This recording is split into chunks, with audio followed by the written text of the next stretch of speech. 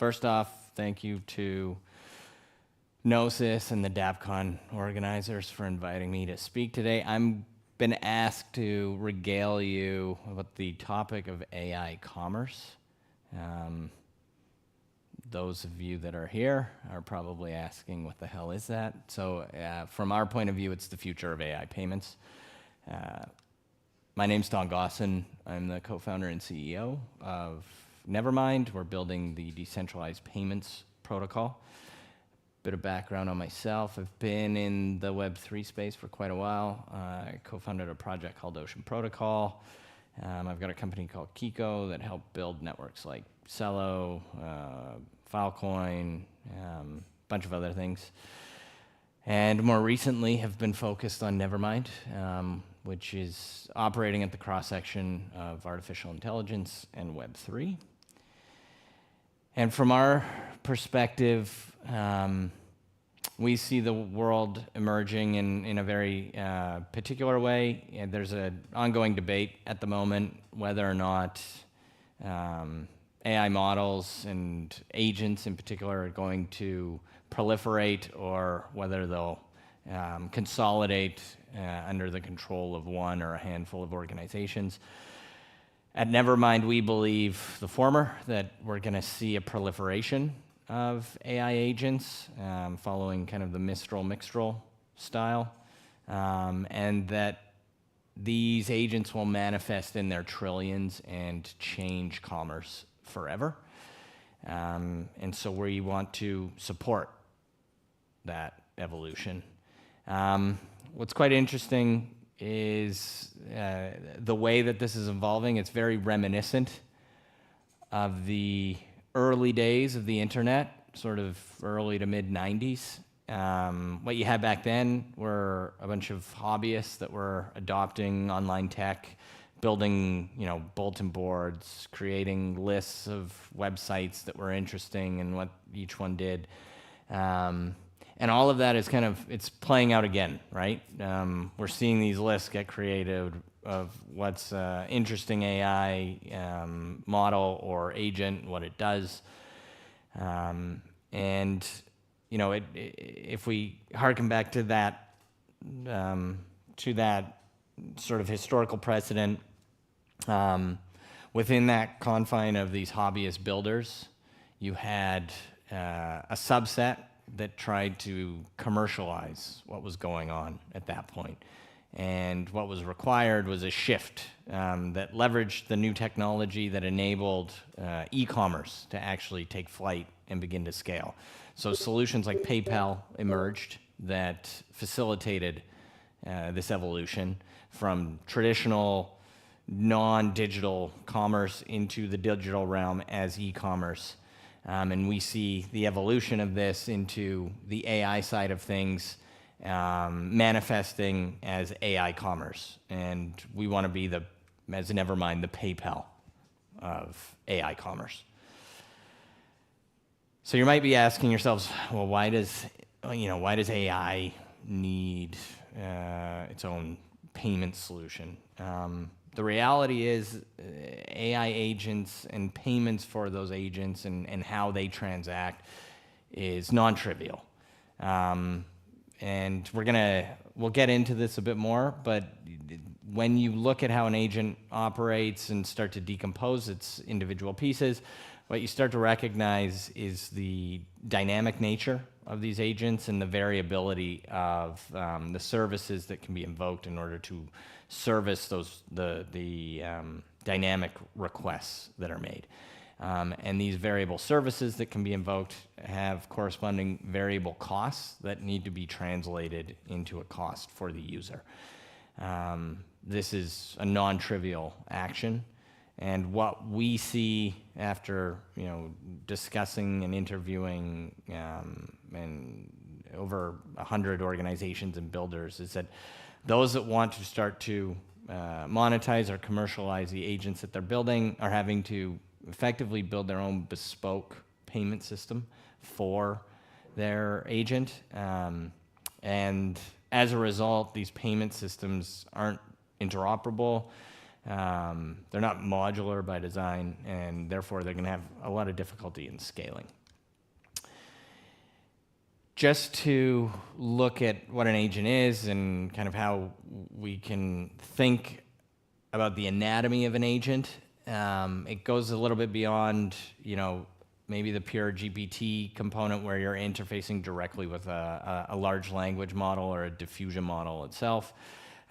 Within an agent, there is a backend that provides for a bunch of orchestration and routing that takes place. So a user will submit a prompt, and that prompt will go to an agent, and that agent may have its own discrete data sets or embeddings. Those embeddings might be retrievable from an index or a vector DB. And the individual prompt will get decomposed, and there will be a determination by this backend of how sophisticated a response is required, and route those requests to potentially different models that agent uses, depending on the type of response that's needed and or the level of sophistication of that response. So then the question becomes, okay, how do I account for that variable nature? I can submit a request or a prompt, and at the same time, another user can submit an entirely different request to that same agent.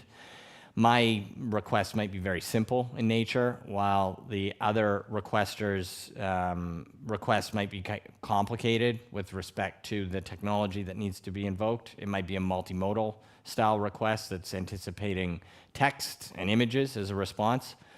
So for instance, I submit a request that's simple in nature, and that gets routed to, let's say, GPT 3.5, versus another request coming in that is multimodal in nature and requires GPT-4, just for sake of example. Now, the cost on servicing those requests can be an order of magnitude in difference. And so accounting for that variable difference and then translating that into a settlement component to the user is a not uncomplicated proposition. And so what we're doing is helping to simplify that with a system of unit accounting, as well as a system for enabling the payment and redemption of requests. We do this through a credits system. This is the prevailing type of solution that exists for these particular style of solutions at the moment. OpenAI is using a rendition of this. If you've used ChatGPT and you've paid the $20 a month for credits, you're getting an allotment of tokens within a given range of time. If you go over that allotment, then you're throttled. We're doing the same sort of thing, but our backend is using crypto rails for this credits issuance, redemption, and actually system of unit accounting that works with the metering. So to break it all down, a builder can issue a set of credits that are going to enable the usage by a user of the agent that the builder developed. Nevermind enables that issuance and the purchase by those users. Then when they make a request to that particular agent that those credits apply to, we work with the back end of that agent system and the metering of that solution to translate that usage cost into the redemption of those credits. And so what you get is a relatively straightforward solution that accounts for the usage properly, but also supports the dynamic nature of the inputs and the variable responses that these agents can provide. If we sort of conceptualize where this all fits within the greater AI stack, we see the payments piece being useful throughout the entire stack, but our particular focus is at the agent level. In this diagram, that's at the top. So working with the likes of the Autonomous team on OLAS, Polywrap, Super Agent, et cetera. But the solution can be used at the agent tooling level, which would be the agent frameworks that are emerging, as well as at the AI tooling level, which is where a lot of the discussion is going on right now around model development, inferencing, data storage, weight storage, et cetera, et cetera. I think the next thing to answer is, why would you want to build a decentralized AI payments protocol? And again, we go back to this concept of and belief that we're witnessing the rise of these trillions of agents that are going to change commerce forever. There's obviously, I think, the very rudimentary, somewhat flippant response to this of like, AIs aren't going to have bank accounts. What are they going to have? They're going to have wallets on chain. That's, I think, applicable, but doesn't tell the entire story. One of the main drivers for decentralizing the payments piece, we think it's absolutely necessary in order for these AI agents to manifest and to scale and proliferate, especially in a semi-autonomous and more importantly, an autonomous way. The issue is the payments choke point. And what do I mean by that?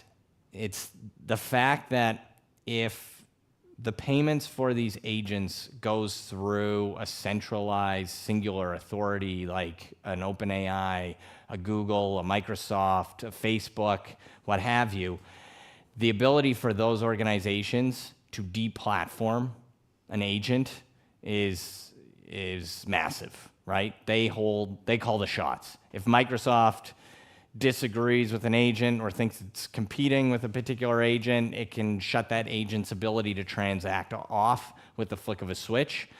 And the reality is, it doesn't matter if the rest of that AI agent stack is decentralized.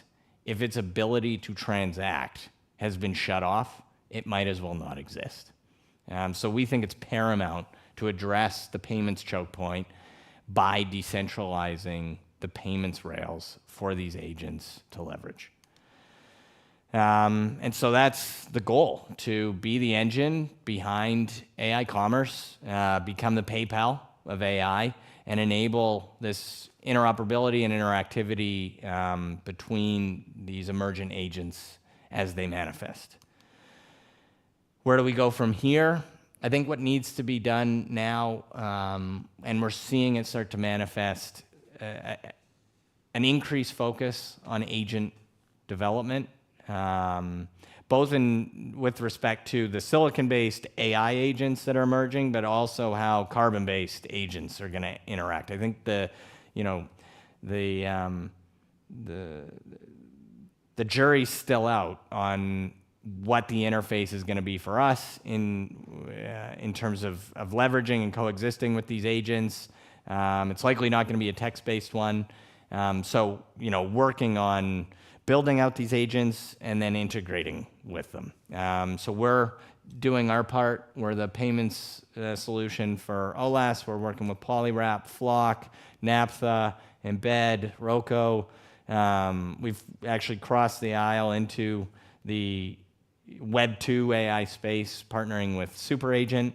So yeah, I think the focus just needs to be on a proliferation of agents, and then manifesting the benefit from that, right? If you think about productive, semi-autonomous, autonomous AI agents out there creating value, the reality is, if our anticipation and hypothesis is correct, and we are going to see trillions of these agents emerge, then the reality is likely that the GDP of humans pales in comparison to that of these agents.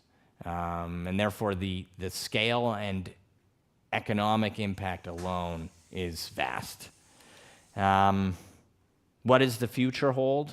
Again, I think there is an argument here for the decentralization of the payments piece. If you look at, what decentralization means and how tokens are actually a proxy, oftentimes for other assets, RWAs, data sets, weights of models themselves, et cetera.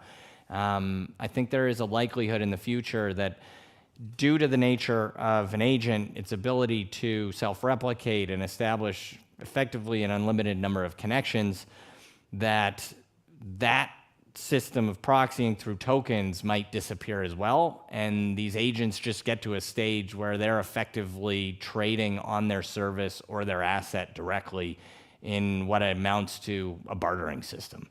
So I think it's a good place to start in terms of enabling that potential future outcome. There's other more crypto native things that I think we're going to see. We're already starting to see discussion around initial model offerings. I think we'll also likely see hint artificial intelligence credits or coin offerings in the future, really taking advantage of what Web3 is good at, and that is capital accumulation and allocation, and putting that to work in the creation of developing out these agents. So with that, I will open the floor to questions. Any questions? If not, I love the formulation of the IMO. It's hilarious to think about, like, just aping into an agent. That I'm really excited about. But yeah, my question is probably one that you get all the time, and it's one that the crypto crowd hates, the one of compliance. Like, so let's say I spin up this agent that I want the agent to go onto the deep web or dark web. I want it to go onto Silk Road, and I want it to get the best possible drugs possible for me. And where can I access this agent? I want to pay for that agent first off. So obviously you don't have the ability to stop that agent, right? Because it's decentralized. But in terms of compliance, what happens for Nevermind? So I've got two answers to this. The first is just like the generic blanket Web3 response that's been toted around for the last 15 years. We're enabling the decentralization of the payments, but if illegal activity is taking place, it's still illegal activity, right? So, and it's been, I think, relatively accurately proven that, like, you're not doing this autonomously or anonymously, right? So there's ways to resolve, like, maybe who built that AI, for example. I think with respect to the broader, like, financial outlook, as it relates to existing financial systems and the regulation that applies there, this is a bit flippant, but I look at who's or what is actually transacting, and if it's carbon-based agents, if it's silicon-based agents that are transacting with other silicon-based agents, then this doesn't affect you and I. And therefore, the regulatory system that has been established to protect you and I, in part because we can't establish, our Dunbar's number is too low. We don't know everything that's going on. We can't establish that number of connections, but an AI can. Regardless, we're somewhat removed from that economic environment and the corresponding activity that takes place. So you can make the argument that once this really starts to manifest in scale, that these are agents that are independent of that regulatory regime. Whether or not that's an accurate interpretation, I think, we'll definitely see some perverted views on this, but I think that's sort of the starting point, right? A dog isn't a human, so therefore regulation doesn't apply to a dog. Is it the same for this autonomous thing over here? Yeah. It's a question of regulatory capture and also yeah, like you have to prove intent in the first place. Yeah. In order to charge someone with something, so you'd have to be able to, yeah, charge.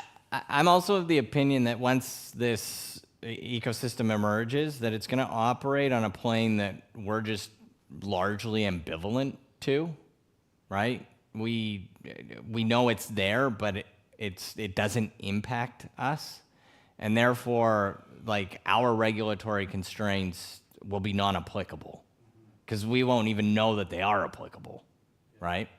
The agents themselves will create their own regulatory regime. All right. Great. We're done.